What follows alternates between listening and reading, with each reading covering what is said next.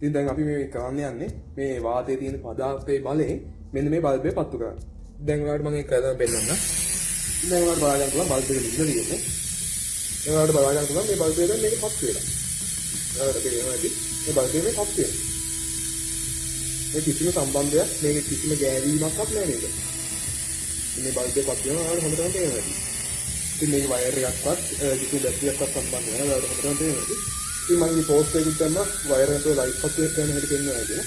ඉතින් මේ තියෙන්නේ ඒක. much late. ඉතින් ඔයාලේ තත්පර 32ක් බලාගෙන හිටපු ඒ උපකරණ තමයි මේ අතේ තියෙන්නේ මගේ. ඉතින් මේකට කියන්නේ ටෙස්ලා කොයිල් එක කියලා. ඉතින් මම මේ වීඩියෝ ක්ලිප් එක ඔය තත්පර 32 වීඩියෝ ක්ලිප් එක මම මුලින්ම ෂෙයා කරා මගේ Facebook එකේ මීට මාස 2-3කට කලින්.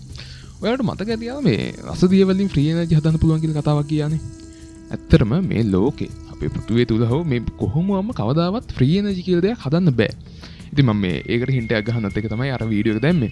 ඇත්තම කිව්වොත් මේ වීඩියෝ එකේ තියෙන කිසිම දෙයක් ඇත්ත නෙවෙයි. ඒ කියන්නේ ඒක සිද්ධ වෙන දේ ඇත්ත. නමුත් ඒ කියන කතා කිසිම දෙයක් ඇත්ත නෙවෙයි. ඉතින් මේකට කියන්නේ ටෙස්ලා කොයිල් එක කියලා. අද අපි කතා කරමු මේ ටෙස්ලා කොයිල් එක කියන්නේ මොකක්ද කියලා. මම මේක පැත්තකින් තියලා ඉන්නවා. ඉතින් මේ ටෙස්ලා කොයිල් එක කියන්නේ නිකෝලා ටෙස්ලා කියන විද්‍යාඥයා හදපු ඉතාමත් ශ්‍රේෂ්ඨ නව නිපුවමක්. ඉතින් කවුරු හරි මේ නිකෝලා ටෙස්ලා කියන්නේ කවුද කියලා දන්නේ නැත්නම් ඔයාලා අද කාලේ භාවිතා කරන ගොඩක් දේවල් වල මූලාරම්භය ගත්තේ නිකෝලා ටෙස්ලා කියන ශ්‍රේෂ්ඨ විද්‍යාඥයා. එයා ඉපදුනේ 1856 හෝ 7 මට හරියටම දේ මතක නැහැ. තෝමස් අල්වා එඩිසන්ගේ සමකාලීනෙක් කියලා තමයි අපිට වාර්තා වෙලා හොයාගන්න පුළුවන් වෙන්නේ. ඒ වගේම නිකෝලා ටෙස්ලාට තිබිලා තියෙනවා පේටන්ට් 300කට වඩා ඒ ඔක්කොම ටික රජයෙන් අරගෙන තියෙනවා කියලා කතාවක් කරනවා. ඒ වගේමයි ඒ වයින් හොයාගන්න පුළුවන් වෙලා තියෙන පේටන්ට් 277ක් වගේ ප්‍රමාණයක්ලු. ඉතින් අද අපි භාවිතා කරන ගොඩක් දේවල් වල මම කියවනේ මූලාරම්භය ලබා දුන්නේ නිකෝලා ටෙස්ලා කියලා.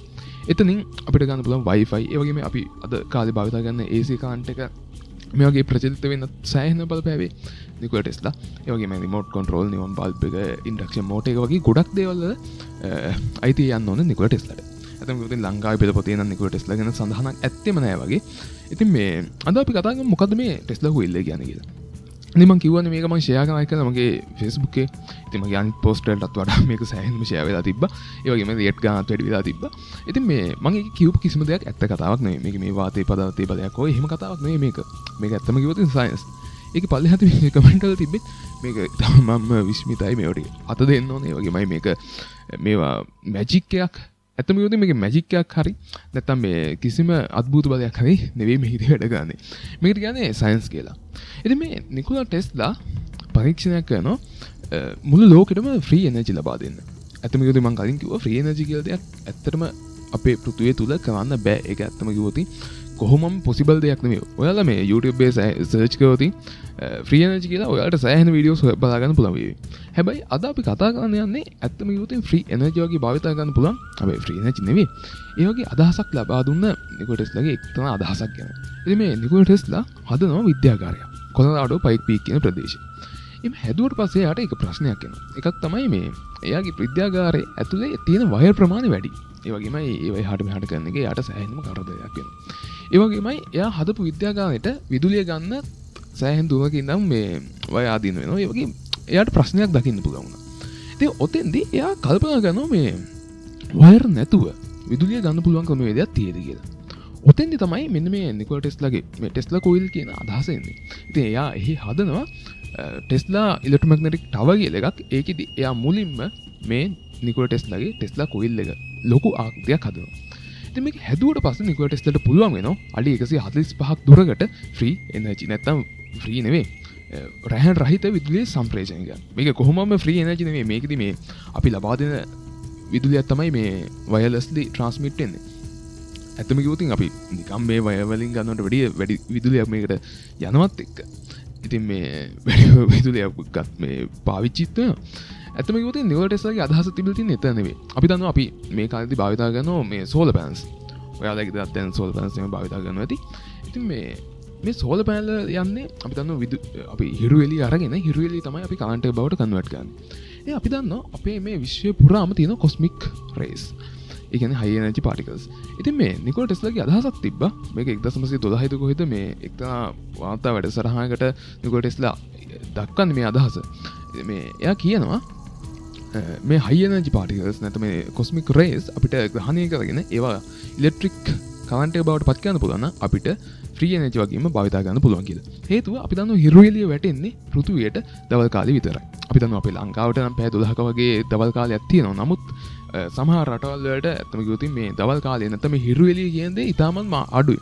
මේක සෑහෙන වටින සම්පතක් අපේ ලංකාවේ මේකේ ප්‍රයෝජනයක් ගත නැති වුණාට. ඉතින් මම ඒකටත් එක්තරා හේතුවක් කියනනම් ගොඩක් කට්ටිය මම දැකලා තියෙනවා Facebook එකේම ෂෙයා කරනවා මේ එයි අපි සෝලර් පැනල් වලින් මේ ෆාම් හදලා ඒවයි විදුලි බලාගාර හදන්න නැති කියලා. ඇත්තම කිව්වොත් අපිට කිලෝවොට් එකක් හදන්න සෝලර් පැනල් භාවිතා කරලා හදන විදුලි බලාගාරයකට වඩා අඩු වේදමකින් හදන්න පුළුවන් ජල විදුලි බලාගාරයක් හරි නැත්නම් තාප විදුලි බලාගාරයක් හරි. අන්න ඒකයි ප්‍රධානතම හේතුව මේ සෝලර් පැනල් වලට රාජ්‍යයක් වශයෙන් යන්නේ නැති වෙන්න.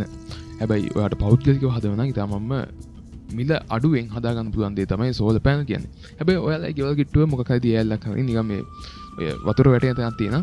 ඔයාට සෝලර් පැනල් භාවිතා කරලා හදනවට වඩා වැඩි විදුලියක් ජල විදුලි බලාගාරයක් කුඩා ප්‍රමාණයක හදාගන්න පුළුවන් වුණොත් ඔයාට ඒකට යනවා වඩා වියදම අඩුවෙන් විදුලිය ජනනය කරගැනීමේ හැකියාව තියෙනවා.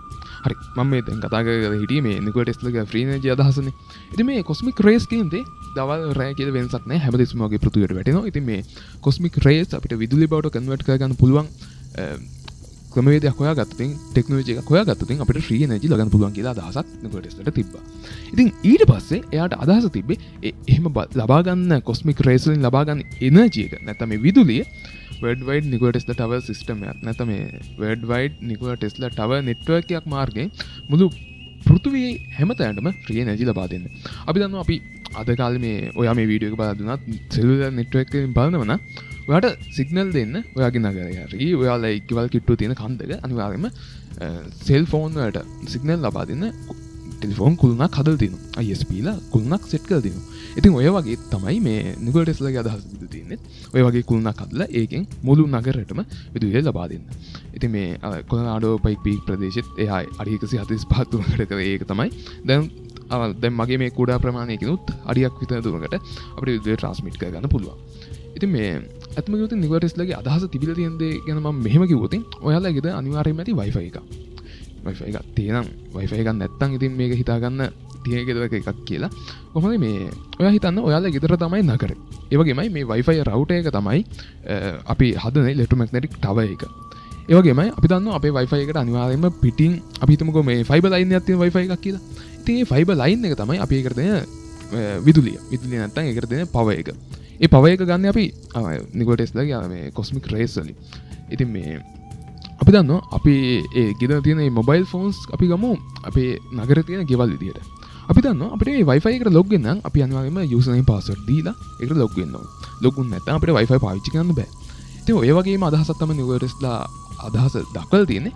එයා කියන්නේ අපි රිසීවර් එකක් දෙනවා ගෙදරට. ඒ රිසීවර් එකට අපි කී එකක් දෙනවා. ඒ කී එක ගෙහුවට පස්සේ තමයි මාසෙකට අදාළ විදුලි බන්ඩල් එකක් එයාට ලබා දෙනවා. ඒක එයාට පාවිච්චි කරන්න පුළුවන්.